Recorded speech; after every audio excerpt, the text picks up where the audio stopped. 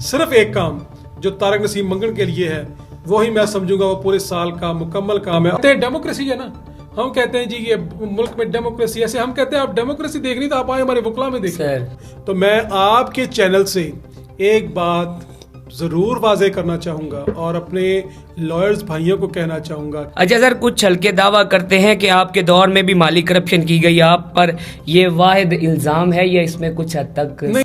आपके सोर्सेज मैं दोबारा कंफर्म करना चाहूंगा, कहीं से आपको, और ये मैं आपको बड़े चैलेंज और दावे से कहता हूँ, कहीं से आपको एक सिंगल रुपए की करप्शन मेरी सर बड़ा चैलेंज करने जा रहे हैं, बड़ा चैलेंज करने जा रहे हैं। तो मैं आपसे जो आप कहेंगे फिर हम वो मानेंगे। चैलेंज, ये तो एक बड़ा चैलेंज हो गया। हाथों से लिखा है और वो सर जो आपने हाथों से लिखा है उसमें तो कुछ हेरा फेरी की जा सकती है। उसमें पूरा अमला मिलकर ही करप्शन करता है, अक्सर देखा जाता है। हम किसी भी इदारे में देखें, नीचे से लेके ऊपर तक करप्शन होती है। सर इसमें ये भी कहा जाता है कि जो नए कैंडिडेट होते हैं उन्हें मौका नहीं दिया जाता, मतलब जैसे नए लॉयर्स हैं, यहाँ पे ग्रुप बंदी में सिर्फ ये चीज देखी जाती है कि कौन सा जो है वो फाइनेंशियली तौर पे ज्यादा इलेक्शन में लगा सकता है पैसा। बिल्कुल नहीं छुपाऊंगा, हमारी बार के इलेक्शंस में बेतहाशा खर्चा होता है सर, इसमें कोई डाउट नहीं है। अगर आप कहेंगे खर्चा नहीं होता तो ये सारी झूठ है, गलत बात है।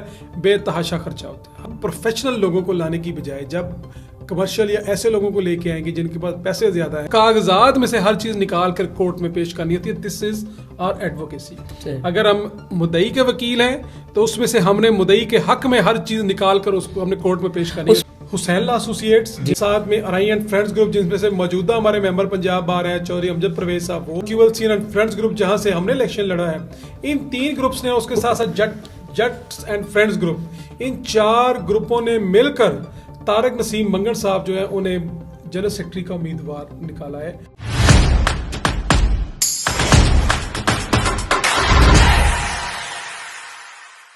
अस्सलाम वालेकुम नाजरीन, मैं हूं सैयद अली रिजवान गिलानी और आप देख रहे हैं सैयद पॉडकास्ट विद अली रिजवान। आज हमारे साथ मौजूद हैं उकाड़ा डिस्ट्रिक्ट बार के साबिक सेक्रेटरी, एक ऐसे वकील जिनका नाम बार, सियासत, कानूनी मामूलात और निज़ामी फैसलों में नुमाया रहा। आज हम इनके टेन्योर की फलाह पर बात करेंगे और करप्शन जैसे असास मौजू पर। अस्सलाम वालेकुम सर। जी वालेकुम अस्सलाम। सर सबसे पहले तो आपका शुक्रिया, आपने टाइम निकाला इतनी मसरूफियत से। सर सबसे पहले बताएं, आपने वकालत का पेशा क्यों ज्वाइन किया? जब मैं अपनी अर्ली स्कूल लाइफ में था तो मेरे वालिद साहब जो है वो डिस्ट्रिक्ट प्रोसिक्यूटर थे, इंस्पेक्टर लीगल थे तो प्रोसिक्यूटर थे, और उनके पास उस वक़्त 11 अदालतें थी। तो मुझे उस वक़्त में जो सरकारी फाइलें आती थी तो मैं एक एक फाइल पढ़ता था। मुझे उस वक़्त से शौक़ था कि मैंने सिर्फ़ और सिर्फ वकील बनना है। फिर यूँ हुआ कि हमने एक स्कूल पास आउट किया और उसके बाद हमने कॉलेज ज्वाइन किया, और जब कॉलेज ज्वाइन किया तो उस वक्त हमारी वकला मूवमेंट जो है वो स्टार्ट हो गई। उस वकला मूवमेंट में ये हुआ कि जो शौक़ था वो पैशन में बदल गया, और सिर्फ यही ज़हन में था कि वकील बनना है और प्रैक्टिस करनी है और बार की और अवाम की फलाह की खिदमत करनी। जी, उकाड़ा बार के सेक्रेटरी के तौर पे आपका दौर कैसा गुजरा? अल्हम्दुलिल्लाह बहुत अच्छा दौर गुजरा है हमारा और बहुत मसरूफ़ गुजरा है। जी, मेरा ख्याल है कि अल्हम्दुलिल्लाह अल्लाह ने मुझे 309 की लीड दी थी, जबरदस्त। और मैं समझता हूं कि जनरल सेक्रेटरी की लीड आज तक 300 से कभी क्रॉस नहीं हुई थी। मतलब आप ये कहते हैं कि ये आपका रिकॉर्ड रहा है उकाड़ा बार? ये अल्हम्दुलिल्लाह ये अल्लाह ने मुझे रिकॉर्ड बख्शा है, और जिस तरह जो हमारी बार के वकला है उन्होंने मेरे पे साथ एहसान किया था और मेरे पे मोहब्बत की थी, तो मुझे फिर ये था कि इतने जो ह्यूज अल्लाह ताला ने मुझे ये मैंडेट दिया, इस मैंडेट का एहतराम भी करूं। इस मैंडेट के एहतराम में मुझे बहुत सारा वर्क करना पड़ा, अंत तक चले हैं, रात के 2-2, 3-3 बजे तक भी वकला के मामला, पर्सनल उनके मैटर्स वो हमने सॉल्व किए हैं। पूरा साल मैं ये समझता हूँ कि मैं सुबह अगर घर से निकलता था तो शायद ही कोई ऐसा टाइम हो कि मैं रात 12-1 बजे से पहले घर गया हूँ। मेरे 365 days as a general secretaryship ऐसे ही गुजरे। क्योंकि सर ये बड़ा मुश्किल काम है, क्योंकि आप एक बार की नुमाइंदगी कर रहे हैं, वो भी डिस्ट्रिक्ट बार की, और ये आपका फर्स्ट इलेक्शन था, फर्स्ट टाइम आपने जो इलेक्शन कंटेस्ट किया? वैसे तो ग्रुप्स के और दोस्तों के बहुत इलेक्शन लड़े थे, लेकिन मैंने पहला, ये मेरा फर्स्ट इलेक्शन था डिस्ट्रिक्ट बार में एज खुद, जो मैंने खुद लड़ा था। और अल्हम्दुलिल्लाह इस पहले इलेक्शन में ही अल्लाह ताला ने मुझे बहुत ह्यूज मैंडेट से फतह से हमकिनार करवाया, और जब अल्लाह ताला ने ये फतह से हमकिनार करवाया तो उसके बाद सिर्फ एक ही पैशन था कि इस काले कोट की हुर्मत को, इस काले कोट की डिग्निटी को ऊंचा लेके जाना है, अपर लेकर जाना है और वकला के मामलात को और मसाइल को हर मुमकिन हल करना है। अच्छा सर, आपके दौर में सबसे बड़ा चैलेंज क्या था? हमारे दौर में सबसे बड़ा चैलेंज ये था कि जब हमारा दौर चौथे माह में चल रहा था, 2024 के चौथे और पांचवें माह में, उस वक़्त मलिक शहजाद खान साहब चीफ जस्टिस थे लाहौर हाई कोर्ट के। अच्छा। उन्होंने बाकायदा पाबंदी लगा दी थी कि आज के बाद बार और बेंच के जो मामलात हैं उनमें एक वाज़ेह डिफरेंस रहेगा। ठीक है। उस डिफरेंस के चलते ये हो गया कि बार और बेंच का जो एक बड़ा स्केर्ड किस्म का रिलेशनशिप होता है, जो बड़ा नाजुक सा और बड़ा प्यारा सा एक रिलेशनशिप होता है, वो मुनक़ता हो गया। ठीक है। उसके बाद बेंच जो है, जो डिस्ट्रिक्ट हमारी जुडिशरी है, उसका राब्ता डायरेक्टली वकला से मुनक़ता हो गया। और जब ये 4th मंथ में ऐसा हुआ, क्योंकि इसकी मिसाल इससे पहले कभी नहीं मिलती, ठीक है। तो उसके बाद फिर ये हो गया कि being general secretary district bar, मुझे बहुत सारे मामलात, बहुत सारे मैटर्स जो वकला के और जुडिशरी के दरमियान थे, उनको सॉल्व करने में प्रॉब्लम आई। लेकिन अल्हम्दुलिल्लाह हमने इस मैटर में और इन मामलात में, क्योंकि जब डायरेक्ट रिलेशनशिप हमारा ना रहा, तो फिर हमने फिर भी टेबल का दामन नहीं छोड़ा और उसके बावजूद तमाम मामला जो है खुश उसलूबी से हमने तय किए हैं। सर ज़बरदस्त। अच्छा सर, अगर आज आप अपने पूरे दौर को देखें तो कौन सा ऐसा काम है जो रह गया और जो होना चाहिए था आपके टेन्योर में आप नहीं कर सके? हमने बेशुमार तरक्याती काम भी किए डिस्ट्रिक्ट बार में। बहुत सारे पर्सनल जो हमारे वकला के मामलात होते हैं, जो रोज़मर्रा रूटीन के मामलात होते हैं, जो एक प्रोफेशनल वकला को मसाइल का सामना होता है, वो हमने बेशुमार हल किए। लेकिन एक काम जो हमने कोशिश भी की, उसमें एक काम था हमारे यंग वकला के चैम्बर्स का। ठीक है। उसमें यह हुआ कि हमने, ये बड़ा मसला है, अक्सर औकात इस पे हम देखते हैं कि मैं बहुत इसमें अर्ज ज़्यादा करता हूँ, मसला उसमें रहता यह है। था कि हमने बाकायदा बहुत तकरीबन 15 का हमने मीटिंग्स की। जी। जो हुकूमत वक़्त थी उससे 15 मीटिंग्स की हमने, बाकायदा टाइम लिया। टाइम लेकर हमने जो स्पीकर पंजाब असम्बली हैं मलिक मोहम्मद अहमद खान साहब, उनको इनवाइट किया। हमने बाकायदा पूरी बार को इकट्ठा किया, उन्हें हमने अफ्तार डिनर दिया और वहाँ पर हमने 1 पॉइंट एजेंडा रखा कि हमें इस बार में जो हमारी 7 कनाल अराजी अलॉट हुई है सिर्फ चैम्बर्स के लिए, उसमें ट्रिपल स्टोरी बिल्डिंग चाहिए। लेकिन वो मामला, क्योंकि फिस्कल मामला इस किस्म के थे कि गवर्नमेंट जो अभी नई नई आई थी वो अभी संभल नहीं पाई थी, लिहाजा वो हमारे फिस्कल मामला उस तरह से मुकम्मल नहीं हो सके। अच्छा सर, पुलिस की तरफ से एक बहुत बड़ा इल्ज़ाम लगाया जाता है वकला से कि वो अपने साइलों से पैसे लेकर थाने में आकर वो कानूनी कार्रवाई में मुदाखलत करते हैं, जैसे मोस्टली ये देखने को मिलता है। सर इस पे आप क्या कहना चाहेंगे? मैं इसकी में टोटल राय मेरी डिफरेंट है सर। आम जो हमारे आम शहरी हैं, हमारे आम सिटीज़न हैं, वो आप भी जानते हैं, हम भी जानते हैं कि उन्हें जो पुलिस है वो कैसे ट्रीट करती है। सर हमारे वकला एक ऐसी पढ़ी लिखी कम्युनिटी है जिन्हें ये शऊर होता है कि जब वो इन्वेस्टिगेशन में जाएं तो इन्वेस्टिगेशन में उन्हें पता हो कि उन्हें क्या बात करनी है। जी। तो हमारे वकला ही वो वाहिद पावर और वाहिद अथॉरिटी रखते हैं जो इन्वेस्टिगेशन में proper to the point, according to law, according to facts वो बात करना चाहते हैं। नहीं तो सर, क्या ये चीज़ सही है कि ये वकला अदालत की हद तक रह के वो कानूनी रहनुमाई करें, बजाय कि वो थाने जाकर या वो उन जो थाने का मामला होता है उसमें मुदाखलत करना ये मुनासिब है? मैं इसमें अर्ज करता हूँ, ये जो हमारा लॉ है बेसिकली, ये हमारा लॉ हमने लिया हुआ है वेस्ट से। सर अगर आप कभी वेस्ट में जाएं और वेस्ट में चेक करें तो बाकायदा जब भी कोई अक्यूज पकड़ा जाता है तो वो अपनी कोई भी स्टेटमेंट देने से पहले अपने वकील को उस थाने में लाजमी, इसी तरह सेम यही सिस्टम यहीं पर लागू है। लेकिन बदकिस्मती से यहाँ पर हो ये गया है कि जो प्रोफेशनल वकला हैं वो सिर्फ और सिर्फ महदूद रह गए हैं हमारी अदालतों की हद तक। और जब इन्वेस्टिगेशन में जाने की बात आती है तो उन पर उंगलियां उठती हैं कि जी ये पुलिस की इन्वेस्टिगेशन में मुदाखलत कर रहे हैं और अपने साइल की सपोर्ट कर रहे हैं। हालांकि मामला ऐसा नहीं है, हम ये समझते हैं। और मेरा ये नुक्ता है कि जो वकला हैं वो इन्वेस्टिगेशन में बेहतर तौर पर प्रोड्यूस कर सकते हैं और डील कर सकते हैं एज कंपेयर टू इंडिपेंडेंट। और जो ऐसे ले मैन है, ऐसे सिटीजन है जिन्हें बेचारों को पता ही नहीं बात कैसे करनी है, उसमें तो फिर हम सारा कुछ जो है पुलिस के इमा पर छोड़ के आ जाते हैं कि वो क्या इन्वेस्टिगेट करते हैं। ऐसी बात हरगिज नहीं है कि अगर जो वकला हैं वो इन्वेस्टिगेशन में मैनिपुलेट करते हैं या मुदाखलत करते हैं या अपनी मर्जी की, मतलब ये एक महज इल्जाम है, इसमें हकीकत नहीं है। ये अगर कोई वकील जो क्रिमिनल प्रैक्टिस करते हैं, जो क्रिमिनल प्रोसीजर को जानते हैं, मैं ये समझता हूं कि ये एक ब्लेसिंग है उसके क्लाइंट के लिए कि अगर वो जाता है और जाकर इन्वेस्टिगेशन में बात करता है तो ऐसी कोई बात नहीं है कि वो उसको नहीं करनी चाहिए। ये किसी कोड ऑफ कंडक्ट में नहीं लिखा हुआ कि आप थाने नहीं जा सकते। सही है जी। अच्छा सर, आपके टेन्योर में बार के इंतजामी मामलात में क्या तब्दीलियां अमल में आई? हमारे बार के जो बेसिकली तब्दीलियां तो ये था कि डिस्ट्रिक्ट बार अल्हम्दुलिल्लाह एक क्रीम ऑफ सोसाइटी है हमारी वकला, उसमें डिस्ट्रिक्ट बार ने तमाम अदारों को साथ लेकर चलना होता है जी। और अल्हम्दुलिल्लाह ये बहुत देर बाद हमने फिर ऐसा किया कि डिस्ट्रिक्ट बार के लेवल पर हमने जो हमारे चूजर रिप्रेजेंटेटिव्स थे, एमएनएज और एमपीएस, हमने उनको भी इकट्ठा किया। उसके साथ साथ हमने डीपी ऑफिस को भी अपने साथ मिलाया, डीसी ऑफिस को भी अपने साथ मिलाया, डिस्ट्रिक्ट जुडिशरी को भी अपने साथ मिलाया और डिस्ट्रिक्ट बार ने इन तमाम एडमिनिस्ट्रेटिव जो अदारे हैं इनको और उनके साथ साथ जो पार्लियामेंटेरियंस हैं उनको मिलकर एक स्टेज पर लेकर आए, एक टेबल पर लेकर आए और ये तब्दीली आई कि हमने डिस्ट्रिक्ट बार को मजबूत किया और एडमिनिस्ट्रेशन को अपने साथ चलाया और तमाम मामला जो हैं वो हमने मिलकर हैंडल किए पूरा। सर, नए वकला शिकायत करते हैं कि सीनियर रहनुमाई नहीं करते, आपने इस मसले को कैसे हैंडल किया?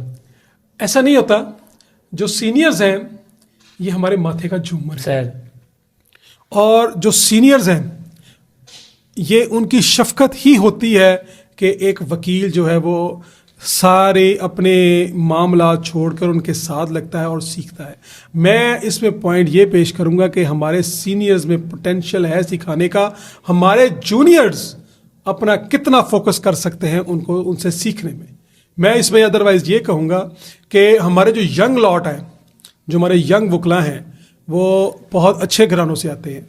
उसमें ये होता है कि उन्हें हर चीज़ सीखनी पड़ती है ज़ीरो लेवल से, और जब एक माइंड मेकअप कर लें आप कि आपने काम सीखना है, अपने सीनियर के साथ रहना है, तो उसमें आप, मैं ये समझ ही नहीं सकता कि आप एक ट्रायल के वकील ना बन पाए, क्योंकि जब आप रोज़ एक डायरी पकड़ेंगे, उसमें से केसेस पढ़ेंगे और केसेस को प्रोड्यूस होते अदालतों में देखेंगे और बाकायदा अपनी अलहदा से डायरी मुरतब करेंगे और उस डायरी में आप रोज़मर्रा रूटीन के हर केस की सुनवाई अलहदा से लिखेंगे, साइटेशंस लिखेंगे, जो आर्गूमेंट्स हैं वो लिखेंगे, एग्जामिनेशन इन चीफ लिखेंगे, क्रॉस एग्जामिनेशन लिखेंगे, तो ये मुमकिन ही नहीं है कि आप एक साल में चाहे क्रिमिनल के चाहे सिविल के ट्रायल के मास्टर ना बने या आप सीखे ना। ये उस वक्त पॉसिबल है जब आप जो यंग लॉयर्स हैं, मैं उन्हें ये बाकायदा ये पैगाम दूंगा कि वो फुल डेडिकेशन के साथ इस प्रोफेशन को अगर ज्वाइन करते हैं तो सीखें।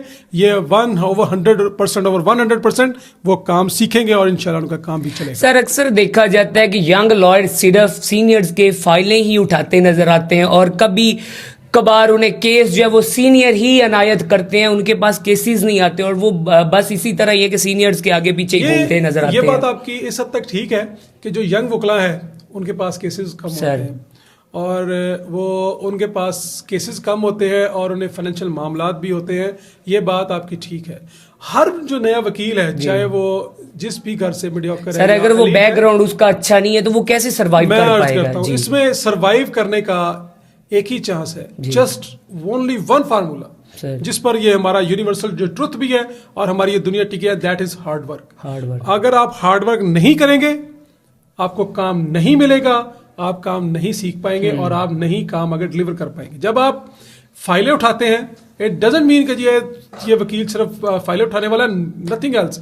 सिर्फ और सिर्फ फाइलें उठाने से मैं आपको बताऊं काम नहीं सीखा जाता। आप सुबह 8 बजे आएँ, 5 बजे तक आप चैम्बर में हो, 7 बजे आप दोबारा अपने सीनियर के ऑफिस में जाएं और 11 बजे तक या 12 बजे तक तमाम वो केसेस पढ़ें, वो फाइलें पढ़ें और जो अगले दिन के केसेस हैं उनको आप सारे पढ़कर उनको तैयार करके सुबह अपने सीनियर के साथ पेश हो। ऑटोमेटिकली विद इन 6 मंथ्स आप, मैं समझता हूँ आप आधे से ज्यादा एक खुद प्रोफेशनल वकील बन जाते हैं। और फिर जब आप में खुद इतना कॉन्फिडेंस आ जाता है कि जी आप खुद इस तरह के ट्रायल, बेल्स या दीगर मामला करने के अहल हो जाएं, तो फिर खुद ब खुद आपके पास काम आने लग जाता है, क्योंकि आपकी कोर्ट अपीयरेंस देखकर, आपके मामला देखकर लोग आपकी तरफ अट्रैक्ट ऑटोमेटिकली। अच्छा सर, कुछ हल्के दावा करते हैं कि आपके दौर में भी माली करप्शन की गई, आप पर ये वाहिद इल्जाम है या इसमें कुछ हद तक? नहीं, अल्हम्दुलिल्लाह इल्जाम कोई नहीं है। एप्लीकेशन भी कोई नहीं है, सिंगल बात भी कोई नहीं है। अगर तो आपके पास कोई ऑथेंटिक सोर्स है तो ज़रूर बताएं, मैं बिल्कुल हर प्लेटफॉर्म पर उसका जवाब देने को तैयार हूँ। अल्हम्दुलिल्लाह जो बार फंड है उसकी एक एक रसीद, उसके एक एक रुपया जो मैंने खर्च किया है वो मैंने बाकायदा अपने हाथों से लिखा है। और वो सर जो आपने हाथों से लिखा है उसमें तो कुछ हेरा फेरी की जा सकती है। उसमें ये होता है कि हाथों से लिखने का मतलब ये है सर। कि 3 तरह का रिकॉर्ड मुरतब होता है जी। एक रिकॉर्ड वो है जहां से हमने चीजें परचेज की हैं, वो जी। हमारे वो तमाम की तमाम जो रेसिप्ट्स हैं सर। वो हम साथ लगाते हैं। फिर उसके बाद हमारे बार के जो मुलाजमीन हैं वो बाकायदा तमाम हमारा फाइनेंशियल रिकॉर्ड रखने के होते हैं, पाबंद हैं। जी। थर्डली उनको मेंटेन करने के हम पाबंद जी। हैं। तो अगर एक जगह से भी करप्शन होगी, इट मींस ये है कि जहां से ये स्टार्ट हुई वहां से भी हुई है, बार मुलाजमीन ने भी की है और हमने भी की है। सर पूरा अमला मिलकर ही करप्शन करता है, अक्सर देखा जाता है। हम किसी भी इदारे में देखें नीचे से लेके ऊपर तक करप्शन होती है। करप्शन आप बात करें कि हमने कोई अल्लाह माफ करे कोई इवेंट किया है या कोई दीगर किया है तो उसमें से कोई पैसे बचाए नहीं। इसमें यह होता है कि जो हमारे बार का जितना फंड है ना, जी जी, उसमें से अगर करप्शन की जाए तो बार ही नहीं चल सकती। ठीक है। क्योंकि बार के जो सालाना एक्सपेंडिचर्स हैं वो ही बड़े मुश्किल से पूरे होते हैं। और उसमें से आपने क्या करना होता है, उसी बार फंड में से आपने बार को भी चलाना होता है, बार फंड में से आपने तमाम मुलाजमीन का खर्चा भी पे करना होता है, जो मंथली एक्सपेंडिचर्स हैं, बिल्स हैं, वो भी पे करने होते हैं, और उसके साथ साथ जितने प्रोग्रेसिव काम जो आपने सोचे होते हैं वो भी करने होते हैं। तो अगर आप ये करप्शन का एलिमेंट एक ले लें तो फिर तो डेफिनेटली बार का मंथली खर्चा भी पूरा नहीं हो सकता। तो ये पॉसिबल नहीं है कि अल्हम्दुलिल्लाह फिर अल्लाह ने वकालत दी है जी। फिर दूसरा ये है कि हमारे पास ये सियासत सिर्फ बाहर की नहीं है, ठीक है, हमारी लोकल बाहर सियासत भी है। और फिर मेरे वालिद की 34 साल की सर्विस है एज ए पुलिस में, वो SSP रिटायर्ड हुए हैं। 1 रुपए का कभी उन पर भी एलिगेशन नहीं था। और अल्हम्दुलिल्लाह आपके सोर्सेज है, मैं दोबारा कंफर्म करना चाहूंगा, कहीं से आपको, और ये मैं आपको बड़े चैलेंज और दावे से कहता हूँ, कहीं से आपको एक सिंगल रुपए की करप्शन मेरी सर बड़ा चैलेंज करने जा रहे हैं, बड़ा चैलेंज करने जा रहे हैं, बड़ी खोल के रख देंगे अगर हुई तो। मैं आपसे जो आप कहेंगे फिर हम वो मानेंगे। चलें जी, ये तो एक बड़ा चैलेंज हो गया। आपके लिए फिर वो सरेंडर करेंगे अपनी बात और सारा कुछ करेंगे, आप कुछ निकाल के लाएं। सर जबरदस्त हो गया। अच्छा सर, आपके दौर में वकला के लिए मेडिकल, माली या सहूलियाती मंसूबा कोई शुरू किया गया हो? जी बिल्कुल, ऐसे था।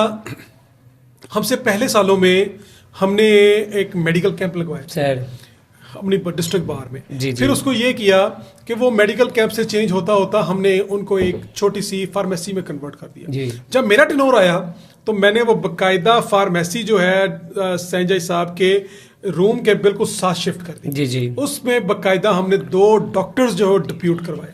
अब ये है कि अब भी आप जाएं डिस्ट्रिक्ट बार में तो जो मेन SO साहब का कमरा है, सुपरिटेंडेंट साहब का, उसके साथ आपको एक बहुत बड़ी फार्मेसी मिलेगी, उसके साथ 3 बेड्स का एक छोटा सा जो है इमरजेंसी रूम है वो मिलेगा, 2 आपको डॉक्टर्स मिलेंगे, एक वहां पर कंपाउंडर मिलेगा, और तकरीबन इमरजेंसी में जो अद्वियात इस्तेमाल होती हैं वो तमाम का वहां पर हमने अल्हम्दुलिल्लाह स्टॉक। ये आपके टेन्योर में ही हुआ है? ये मैंने किया है अल्हम्दुलिल्लाह, जबरदस्त। ये सारे मामला हमने किए हैं।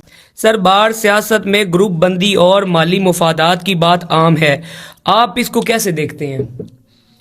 माली मामलात नहीं होते, माली मामलात ये है कि मैं सबसे पहले ग्रुप बंदी आता हूँ। ग्रुप बंदी हमारे बाज की सियासत का एक हिस्सा हो चुका है। ये कोई नेगेटिव इम्पैक्ट, नेगेटिव एलिमेंट नहीं है हमारे, क्योंकि वकला जो है क्रीम ऑफ द सोसाइटी है, लाइक माइंडेड दोस्तों को पसंद करते हैं। जब हमारे वकला जो पूरी सोसाइटी में से बहुत चंद एक होते हैं, वो जब एक जगह इकट्ठे होते हैं तो उनके ग्रुप्स भी बनते हैं, वो बड़े ग्रुप्स भी बनते हैं, पॉलिटिकल भी बनते हैं, सोशल भी बनते हैं, उनके आपस में राब्ते भी होते हैं, ताल्लुकात भी होते हैं, तो उनकी बेस पर ही वो इलेक्शन लड़ते हैं जी। तो ये कह देना जी कि उसमें कोई बदनुमानियां हैं या वो माली, नो, नथिंग एल्स। आज तक हालांकि मैंने अब इलेक्शन लड़ा है, मेरे से और मेरे से पहले 1973 से तो मुझे हिस्ट्री याद है कि हमारे ग्रुप्स जो है वो एग्जिस्ट करते आ रहे हैं और वो उनसे इलेक्शंस भी लोग लड़ते आ रहे हैं। हमारे बड़े सीनियर्स ने इलेक्शन लड़े, लेकिन ऐसा नहीं होता। जो ग्रुप किसी उम्मीदवार को देता है उसमें ये नहीं होता कि वो कोई पैसे लेता है उसके एवज, और ना ही ऐसे कोई मामलात होते हैं, क्योंकि ये प्योरली हम सरेंडर करते हैं अपने आप को, जो जितने भी उम्मीदवारान होते हैं कि हम वकला की खिदमत करेंगे, उनके वेलफेयर का काम करेंगे, तो उसमें आपसे कोई ग्रुप जो है पैसे की डिमांड नहीं करता, ना ही कोई आज तक कभी किसी ने किसी ग्रुप को किसी उम्मीदवार ने पैसे दिए हैं। ये हाई कोर्ट के बार के इलेक्शंस भी होते हैं, डिस्ट्रिक्ट बार के इलेक्शंस भी होते हैं, पंजाब बार के भी होते हैं, पाकिस्तान बार के भी, इवन अपर फॉरम टू से लेकर हमारे डिस्ट्रिक्ट और तहसील बार के इलेक्शंस तक, ये हर हमारे पूरे पंजाब का ये एक क्राइटेरिया है कि इसमें जो फाइनेंशियल मामलात हैं ग्रुप्स में के दरमियान बीइंग के एक कैंडिडेट आप पुट कर रहे हैं वो नहीं होते। सर इसमें ये भी कहा जाता है कि जो नए कैंडिडेट होते हैं उन्हें मौका नहीं दिया जाता, मतलब जैसे नए लॉयर्स हैं, यहाँ पे ग्रुप बंदी में सिर्फ ये चीज देखी जाती है कि कौन सा जो है वो फाइनेंशियली तौर पे ज्यादा इलेक्शन में लगा सकता है पैसा, या जो जैसे सर अब देखें बार की एक सियासत, वो एक पढ़े लिखे लॉयर्स है, हम इसको बाकी सियासत की तरह नहीं ले सकते। इसमें भी सर यंग लॉयर्स को भी तो मौका मिलना चाहिए कि वो भी अपनी परफॉर्मेंस दें और वो भी आके बार की क़यादत करें। मैं आपके आंसर देता हूं। अगर मैं आपको बिटर रियलिटी बताऊं, आप क्योंकि इलेक्शंस की बात कर रहे हैं, एक चीज जो मैं आपसे बिल्कुल नहीं छुपाऊंगा, हमारी बार के इलेक्शंस में बेतहाशा खर्चा होता है सर, इसमें कोई डाउट नहीं है। अगर आप कहें कि खर्चा नहीं होता तो ये सारी झूठ है, गलत बात है।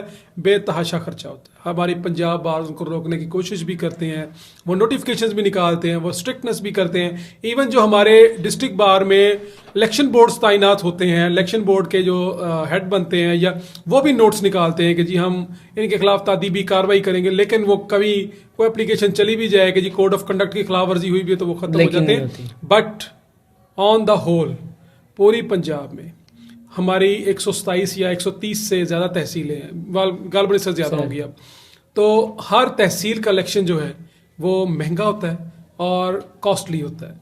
ये बात दुरुस्त है। ये एक आप इसको कह सकते हैं कि जी इसमें जो मीडियोकर है वो नहीं आ सकते, लेकिन इसमें हो ये गया है, इसमें हम समझते हैं कि हमारा कसूर है सर कि हम प्रोफेशनल लोगों को लाने की बजाय जब कमर्शियल या ऐसे लोगों को लेके आएंगे जिनके पास पैसे ज्यादा है, तो जिन्होंने पैसे शो करने हैं, वो तो फिर सर बाकी सियासत फिर होता ऐसे है कि फिर हमारा प्रोफेशनलिज्म दबता है। तो मैं आपके चैनल से एक बात जरूर वाजे करना चाहूंगा और अपने लॉयर्स भाइयों को कहना चाहूंगा कि खाने और दीगर मामलात जो हमारी बार के इलेक्शंस में आम हैं उनसे हमें दरखोर इतना करना चाहिए, क्योंकि ये वो मामलात हैं जब कोई प्रोफेशनल वकील इलेक्शन लड़ता है और इस तरह के मामलात होते हैं तो फिर उसके बाद उसका पहले करोड़ों लगा होता है, तो फिर जब वो पैसे पूरे करने की फराग में लग जाए तो फिर उससे काम नहीं होता। ये एक बिटर रियलिटी है जिसे हम तस्लीम करते हैं। बट इसके साथ साथ हम ये कर सकते हैं, हर साल तकरीबन हर बार में इस तरह की बेशुमार कैंपेन चलती हैं कि जी खर्चे कम किए जाएं, खाने कम किए जाएं, दीगर मामलात कम किए जाएं, डोर टू डोर कैंपेन का कम किया जाए। ये तमाम चीज़ें कोड ऑफ कंडक्ट में लिखी हुई हैं, लेकिन ये बाकायदा इम्प्लीमेंट नहीं होती। इसमें हम समझते हैं कि सिर्फ डिस्ट्रिक्ट बार या दीगर बार्स नहीं, इसके साथ साथ पंजाब बार को भी बड़ी आनी हाथों से इस पर काम करना पड़ेगा। जी प्लीज। सर, वकीलों पर तनकीद क्यों की जाती है कि इनको सच झूठ से फर्क नहीं पड़ता, सिर्फ पैसे से गरज होती है? नहीं, ये सारी गलत बात है। ये एक बहुत गलत जो है जिसे हम कह सकते हैं ज़रबुल मिसल बनी है, या आम लोगों में ये बात सरायत कर गई है। होता ऐसे है कि मैं क्रिमिनल लॉयर हूँ सर, मेरे पास चलान केस आएगा जी, उस चलान केस में मेरे से पहले इन्वेस्टिगेशन भी मुकम्मल हो गई होती है, डॉक्टर की जो रिपोर्ट वगैरह है वो भी सारा, या पोस्टमार्टम हो चुका होता है, 161 के गवाहों के बयानात भी हो चुके होते हैं, और तमाम जो विटनेसेस हैं, मौका है, दीगर मामलात हैं, वो तमाम चीजें मुकम्मल होकर इतनी मोटी मिसल जो है वो अदालत में आ जाती है। उसके बाद हमने जो प्रैक्टिस करनी है जी, वो हमने किसी शख्स को देखकर नहीं करनी, ठीक है, हमने उन कागजात को देखकर करनी है जी, और हमने उस कागजात में से हर चीज निकाल कर कोर्ट में पेश करनी होती है। This is our advocacy. अगर हम मुद्दई के वकील हैं तो उसमें से हमने मुद्दई के हक में हर चीज निकाल कर उसको हमने कोर्ट में पेश करनी है। उसमें मुद्दई अगर सर झूठा भी हो, बाज़ औक़ात बड़े ऐसे देखने को नॉट एक्चुअल जो मामला है वो हम पर नहीं है, ठीक है, हमने अपनी एडवोकेसी करनी है। हमने मुद्दई का जो पक्ष है, जो मुद्दई का मौकफ है, जो according to notes and according to मुकम्मल वो जो एक हमारे पास आ गया है, रिकॉर्ड आ गया है, चालान आ गया है, उसको देखकर हमने अदालत में उसको रखना है। फिर उसके बाद हमने उसके बयान जो है वो अदालत में करवाने हैं और तमाम प्रोसिक्यूशन एविडेंस अकॉर्डिंग टू चालान देखनी है। अगर चालान दुरुस्त नहीं है तो फिर वो अलग बात है, प्राइवेट कंप्लेंट करेंगे और फिर अपनी मर्जी के गवाह रखेंगे, क्योंकि हमने जो मामला हमारे सामने पहले आ चुका है हमने उसकी एडवोकेसी करनी, हमने वो अदालत में रखने। इसी तरह ही हमने ये मामला है कोर्ट का, जो क्वेश्चन है आपका कि क्या आया कि वो सच है या झूठ है, हमने सिर्फ प्रैक्टिस ये कोर्ट का फैसला वो होना चाहिए कि वो मेरिट पे पार्ट ऑफ द कोर्ट वो देखे कि क्या आया कि कौन सच है और कौन झूठ है। ठीक है सर, हमने सिर्फ एडवोकेसी वो करनी है जो हमारे सामने मौजूद है। सर कोर्ट में झूठा आप फर्ज करें, आपको भी पता है मुझे भी पता है बेशुमार झूठी एफआईआर बहुत ज्यादा, क्या वो वकील ने करवाई होती है? नहीं करवाई, वो किसी प्राइवेट बंदे ने प्राइवेट बंदे ने, जी ठीक है जी। तो वो मुद्दई को तो नहीं पता कि वो प्राइवेट वकील को तो नहीं पता कि वकील साहब के पास अगर बेल आई है तब भी उसने कागज पढ़ने हैं, ठीक है, अगर चालान आया है तब भी उसने कागज डॉक्यूमेंट्स देखने और उसने उसके मुताबिक अपनी प्रैक्टिस करते हुए वो तमाम चीज जो है वो ऑनरेबल कोर्ट के सामने रख देनी है कि इसमें ये जो फैक्ट्स हैं, ठीक, और उनके बयान करवाने। जी सर, अदालती निजाम पर अवाम का एतमाद कम क्यों हो रहा है? क्या वकला भी इसके जिम्मेदार हैं? इसमें वकला का मैं समझता हूँ रोल कम है।